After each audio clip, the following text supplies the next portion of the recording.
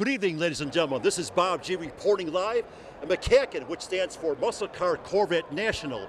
With us today is Don, who has this beautiful Buick. Don, could you tell us about this Buick and what year it is? It is a 1969 Buick Riviera Grand Sport. Excellent. 69 Buick made 53,872 Rivieras. Out of that, 5,782 were Grand Sports. Excellent. So it's less than 10% of the Riviera run were Grand Sports. Less than 10%. And now, with that being said, what size engine do you have in this vehicle? The car is a 430 4-barrel. Excellent, excellent. Now, how many gold ones did they make like this? Well, this is called Embassy Gold. It was an exclusive color for the Rivieras. It was extra money to shoot the car in this color in a year. It was a $100 extra option. $100 extra option. Now it sounds like, okay, what's $100? But think of what the prices were in '69. $100 was a lot of money. It was a lot of money. Now, with that being said, what would this car go for new in 1969? This one particular, if I remember the window selling price that I have on the car from the original owner's bill of sale, I think it was at $6,200. $6,200, which was a substantial amount. That was a good amount, because your Impalas and your Fords were like $3,000. Right, this is true, this is true. And so right now you're with the Big Body Buick Correct. Club. And how many cars do you have with this display right now? I think I counted 18 to 20 cars are in our display. That is excellent. And with the Big Body, everybody thinks of Buick as an old man's car. That's not the case, is it? No, because what we have out here are all the Buick high-performance, big-bodied cars. We have Wildcats. We have the one-year-only Wildcat GS. That is a rare piece. And we have 4 65 Wildcats here. They have 4-speed transmissions. That is very, very Buick rare. did build a hot rod for the old man, for the gentleman. A 4-speed transmission. 4-speed with the big nailhead 425, 401 engines. That is amazing. Now, with that being said, usually it's like 3-speed. Did Buick ever have any 3-speed big body cars? Or was it all 4-speed? If the big bodied were 3-speed, I think they were 3 on the tree. Okay. Not 4 on the floor. 4 on the floor. That was an order. And we do have one here, this maroon 63 behind me. Excellent. That is a 4-speed with a bench seat. With a bench seat.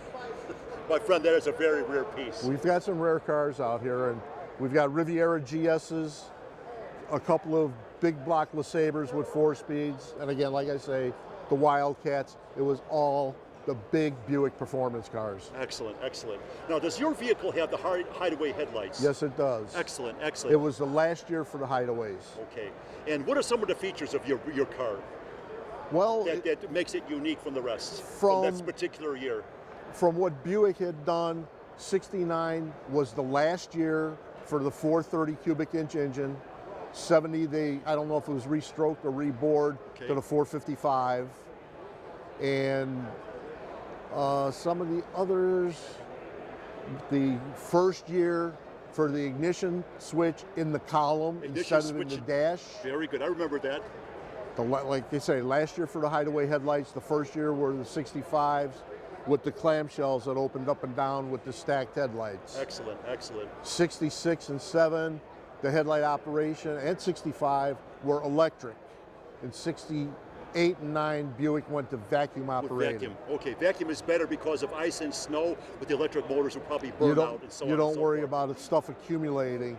And we do have a manual override if there was an issue with your lights not coming down or going up. Excellent. You got 2 ports underneath that disconnect the vacuum hoses, and there's instructions which one to take off on the core support. Well, that is and very you hook unique. them to the port, and then you can manually bring the lights up or down as they're needed. Now, Buicks always have a reputation for riding very, very smooth.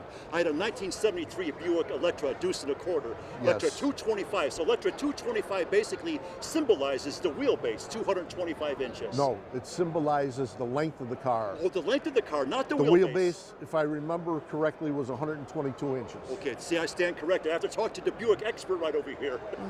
I don't know about expert, but I do know a lot of my Buick history. Excellent. One thing I do know, though, is that the 455 always had the distinct sound when you got on it. Open up those 4 barrels. 430's got a pretty mean, distinctive sound, Yes, too. it does. Yes, it does. And then some of the older nail heads, there was an option that Buick had dual quads on them. Dual quads. That is a rare piece. They were the 425 cubic inch with dual quads. Those things sing.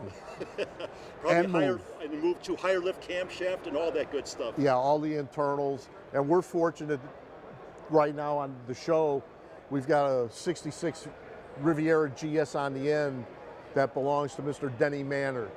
He was the chief engineer involved with the Buick engines Wow. on the 455s and the Grand Nationals with the 3.8 turbocharging.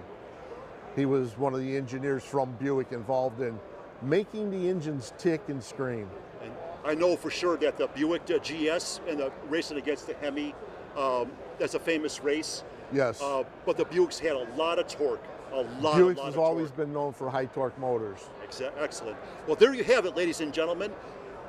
This is Don and Bob G reporting live, Muscle Car Corvette Nationals 2023. Thank you, Don, for a great interview. Thank you. Have a good one. You too, sir.